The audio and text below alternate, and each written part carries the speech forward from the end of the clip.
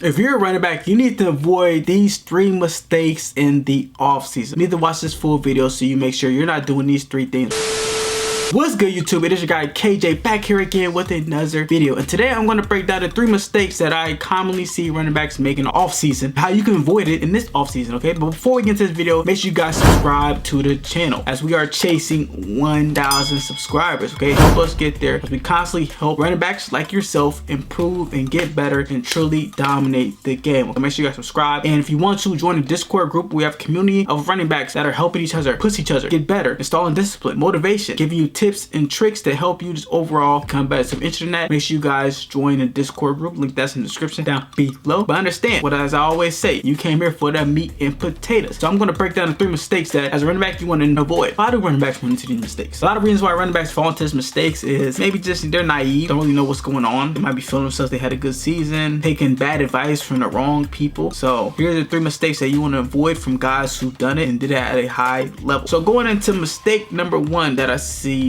a lot of running backs making all season is being complacent from last year's success. So guys who've had a really good season or a pretty good season, now they're feeling themselves. Now they're thinking they have all the answers. They thinking they're already there. They've made it. And the truth is, that's not how it works, bro. Like, you need to always be finding ways to improve. Even if you had success, if you're in high school, if you're in the lower level, you're not gonna be playing against a lot of good guys. When you get to college, you're gonna be playing with better athletes. So it's critical that you look at what you did last year. Yes, it's good to understand I played well. I'm pretty good at football. I'm pretty good at running back. But don't stop there. Find ways to improve, find ways to get better. Even when the game is easy right now, you want to become so great so when you transition to the next level, you can still be able to perform at that elite level. Don't fall into complacent, don't get arrogant, don't be the guy who thinks they have it all. You know what, I don't need to work on anything, I'll do the same thing I did last year. So you need to improve, have a 2.0 version of yourself from last year. Okay, what did I do well? What did I not do well? Evaluate yourself, look at it and attack it. If you have that mindset of not wanting to improve, that's just a bad mindset. It's going to handicap you in the future. When you get to college and you get to the NFL, there's a lot of things that are going to inhibit you from performing at the way that you used to. One is that you're playing against better athletes. 2, the opportunities aren't as abundant as they once were. So if you're a guy and you already have that mindset, I don't want to get better, it's going to be hard for you to truly develop and get better, okay? It's going to be harder for you to really change the game. So you don't want to be complacent. You want to be a guy who's keep pushing, who keeps getting better. That is critical for success as a running back. Always want to look for improvements. You always want to find ways to get better. Myself and Cam, we're always finding ways on how we can get better. I look at what I did last season, great. I look at things that I did well, I'm okay, that's good. And I look at things that I didn't do well, I'm like, man, I can get so much better. I can look at my last season, I'm like, bro, I can be so much better player if I just keep pushing, I keep becoming better, okay? So you want to keep improving, you want to keep developing, you want to truly become the guy. The guys like Chris McCaffrey, he's never satisfied with his work. The guys like Derrick Henry, they're never satisfied. Saquon Barkley, never satisfied. They're always working. Even though how good their season they had last year, they're always finding ways to get better. So as a running back, do not be complacent. Have that grind mindset. Number 2 mistake that I see running backs making in the offseason is not running track or speed training. Speed is the number 1 skill set any football player can have. Like, that's how recruiters, scouts, anybody grade you on. It's how athletic you are. How fast are you? Speed kills. And no matter what sport you play, definitely in football, speed kills. And you want to be an elite running back, you want to be a great running back, you gotta have elite speed. Like, just think, name the top 5 running backs in the NFL. Your Saquons, you got your Derrick Henrys, you got your Christian McCaffreys when he's healthy, you got your Jahmyr Gibbs who hopped on the scene, you got your Bijan Robinsons, Josh Jacobs, I named Derrick Henry, Jonathan Taylor. All the running backs, they have great speed and great top end speed, great quickness, great acceleration. So that's something you need to be focusing on. I feel like track is the best thing any running back can play in the offseason. It's run track. It teaches you how to run fast. It teaches you proper form. It teaches you how to compete against other people. It's going to just get you faster. And if you're not running track, then you should be speed training at least 3 times a week. Though you should be focusing on your speed. Speed should be a critical part of your offseason every year. Finding ways to get faster. Finding ways to improve acceleration. If you could hit your 0 to 6, not only just having speed, but having that 0 to 60 speed where you can one step, you will already be at top speed. Oh my God, that's going to make you a dangerous running back to where you're just going to be unstoppable. Because when that hole opens up, it's only open for this amount of time to close. And if you're a guy who can't really hit it right away, well, hey, you're not going to really capitalize on opportunity. But if you're a running back and you can capitalize on opportunity and you can hit it fast, then that is good. Okay, so there's plenty of ways you can improve your speed. Like I said, running track is just a great way. I wish I ran track all 4 years in high school. I ran 2 years, and part of that is just because I had some hamstring issues, and the next year I was just focused all on football. But even then, like, if you're really focused all on football, you need to run track, because I'm thinking if I just focus strictly on the weight room, and that kind of ties into my next point, is that you don't want to overly really fall in love in the weight room. It's like you're looking, how can I get better this offseason? If you're not running track and if you're not speed training, you think, okay, well, I'm just gonna focus on the weight room. Lifting weights is good as a supplement to make you a better football player, but it's not gonna get you better. Okay, if you improve your squat and your bench, yes, that's good, but that's not gonna make you a better running back? No. Compared to if you run track and you get faster, is that gonna make you a better running back? Yes. If you speed training, is that gonna make you a better running back? Is that gonna make you more explosive? Yes. So I say more focus on speed and running track, and like I said, lifting weights is great. I lift weights. Lifting weights is a critical part to keep your body healthy and develop a strong body to last a whole season. But if you're looking at the skill of the running back and what to actually do to get better, running track and speed training is definitely essential. And if you neglect that, that is a big mistake that you're having right now this season. So running backs start running track. I don't care, they already started. Just train with the track team. Just go out there and run with them, or just get some speed training. And then mistake number 3 that you want to avoid is over bulking. A lot of things that guys going in all season is like, man, I gotta get bigger. The thing is, you don't want to over bulk. Yes, as a young football player, you probably do need to gain some weight, but let that come naturally, or if you are really skinny, let it just become like a slightly gain. You don't want to try to gain too much weight at one time. One is because it can lead to injuries. When you gain too much fat at one time and you're trying to run and cut, your body's more susceptible to strains, to pulls, to all different types of things. So you want to do it slowly. And then 2 is that you're going to lose your speed. I just named that speed is the number 1 thing that running backs need, that they have to dominate. If you're over bulking, you're not going to be able to maintain your speed because you're just putting on too much weight and too much fat muscle at one time. Like I said, you want to gain weight in a slight caloric sense. Just slightly increase your caloric intake. So if you're somebody who wants to gain weight, eat in a 250 or 500 calorie surplus. Nothing too crazy where you're gaining about a pound a week or half a pound a week. I advise half a pound a week. I say gain about half a pound a week. So over a couple months, you gain 5 or 10 pounds. You should never gain more than 5 to 7 pounds in the offseason. I'm just going to be honest. Gaining 10 pounds, it can get dangerous. You can hit a limit, especially as a running back. If it's different, if you're a linebacker, offensive lineman, D lineman, as a running back, you need to be able to move. You need to be able to make guys miss. You need to be able to be fast. And over bulking is going to inhibit your ability to be able to break tackles, to be able to be elusive, and also it affects your stamina. Too much weight, you're going to get a lot tired quickly, so you're not going to be able to play every down. You want to make sure that you're not over bulking. You're still strength training. You want to eat good protein. You want to strength train, but don't try to gain too much weight at one time. You're a skill player at the end of the day. A skill player. Running back is a skill position. You got to make guys miss. You got to block. Do all this. I advise that running back should be in the 10 to 13 body fat percentage range. I feel like that's perfect for a running back. You want to be too low where you're a freaking skinny and you're a twigging receiver, but you don't want to be too high to where you got a gut and you're slow and you're not really moving at a good rate. You're not moving good and you're getting injured. You want to be in that 10 to 13% body fat. I feel like that's perfect for the ideal average running back. Now, obviously, you have your outliers who might be a little higher or might be a little lower, but for the general population, for general running backs out there, 10 to 13% body fat and you will be 100% good. Okay, so here are the 3 mistakes you want to avoid. You don't want to be complacent from the success you had last year. You always want to find ways to get better. You want to make sure you're speed training or running track, doing one, both. And then 3 is you don't want to over bulk. If you have to gain weight, slightly gain weight. You should gain no more than 5 pounds this off season and just focus on getting stronger, focus on power, and focus on speed. There are 3 mistakes that you should avoid this off season. So that's going to cap off the video. Once again, make sure you guys subscribe to the channel as we're growing this. We want to hit the 1K subscribe,